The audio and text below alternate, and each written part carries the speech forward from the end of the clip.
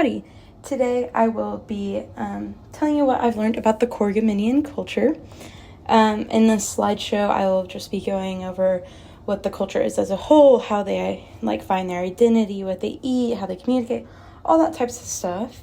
But just to start as a brief overview of what Corgiminian culture is, they live on the planet Goodboydonia in the Comet Galaxy.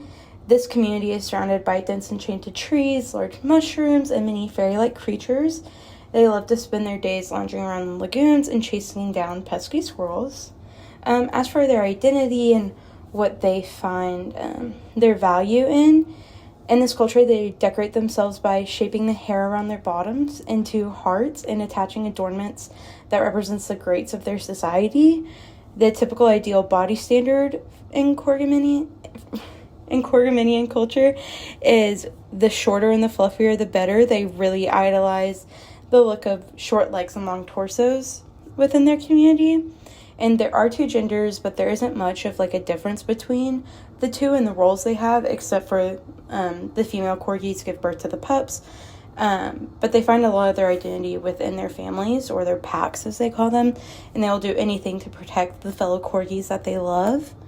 As for how they eat and survive that and all that stuff, the Corgiminian culture acquire their food through hunting and gathering.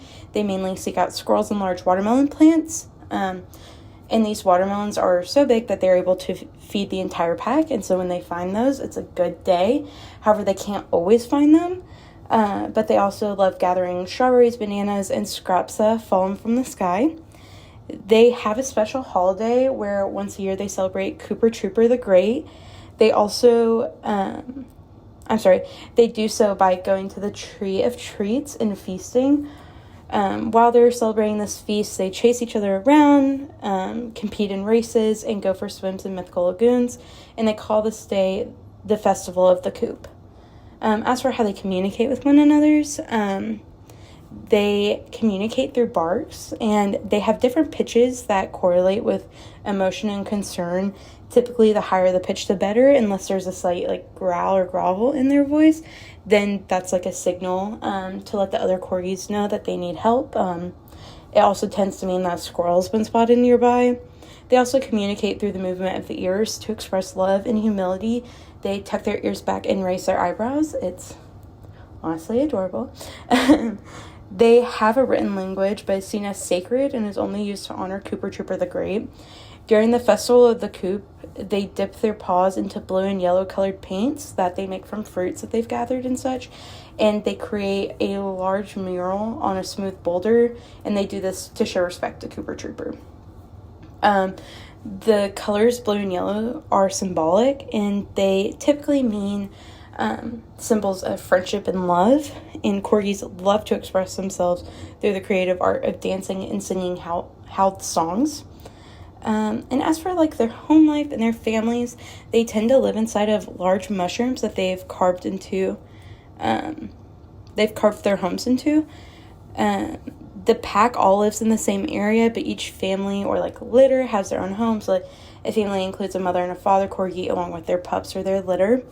Even though there is multiple families in a pack, the whole pack acts as one central family. And inside the homes are cozy, and there's typically one large fluffy bed where the whole family cuddles and maintains warmth during the cool forest nights. There is no kitchen or anything like that inside the homes. Instead, there's one large eating area where the whole pack eats together every night. As for gender roles for Corgiminians, the mother serves as kind of a nurturer just because she feeds them and stuff like that through breast milk and all that stuff.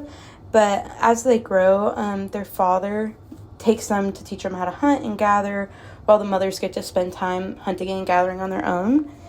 And there isn't one set of descent present in this culture, but there are elders in the society who are revered as wise. So typically the older you are, the more revered you are, just because you do have that time is wisdom type of thing. And as for beliefs, they hold a religion that very, very strongly resembles Christianity.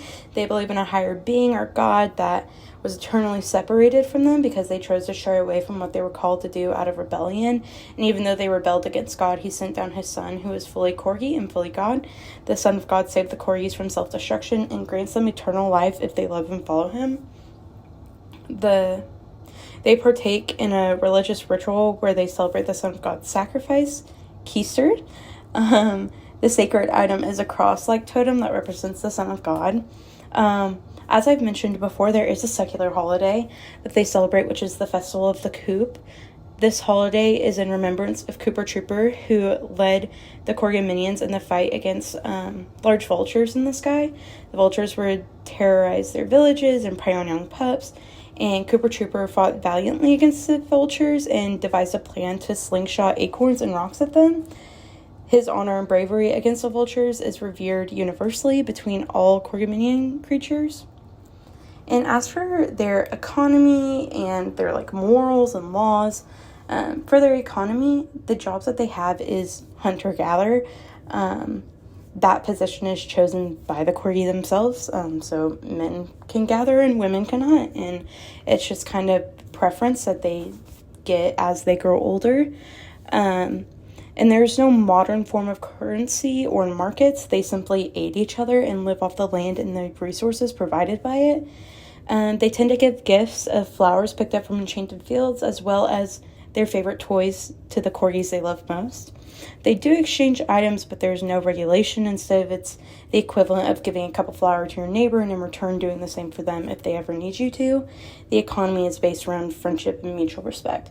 As for law and morality, it kind of falls along the same lines of right and wrong is determined partly through their religion, but also through the want to express kindness and love through everything that they do. And so they're a very giving, very kind culture. Interpersonal conflicts are mediated through the Council of the Elders, and they kind of just act as mediators. They don't have much of a political role, but I'll get into that in a little bit. And the laws are loose, but it's explicit that everything should be done for the betterment of their society and out of kindness and nothing else. Corgis who go against this expectation of behavior goes into timeout for a small period of time where they reflect on why what they did was wrong. Their morals are ones that seek to glorify God, and through that means to love Corgis around them. And so that just kind of shows how their religion ties into that. And as for their politics, this last thing I'm going to touch on, their leaders are the elders, and it's the top 5 oldest Corgis in the pack, but they don't have much of an authoritarian role. They're more just, there's mediators, as I said before. And the Corgiminians have a full democracy where decisions are made by each pack and what they want their pack to be like. They come to the decision by holding village meetings where they discuss issues. The Corgiminians deeply, deeply value collectivism, and I think that just is shown throughout their whole culture, is they just want to have fun and love each other and just live in this amazing, almost utopia-like place of the Enchanted Forest and Good Boy Donia. And yeah, thank you so much. And as you can see to the side, this is the Cooper Trooper who I base this entire culture on. He's my dog. I love him. But thank you so much for watching.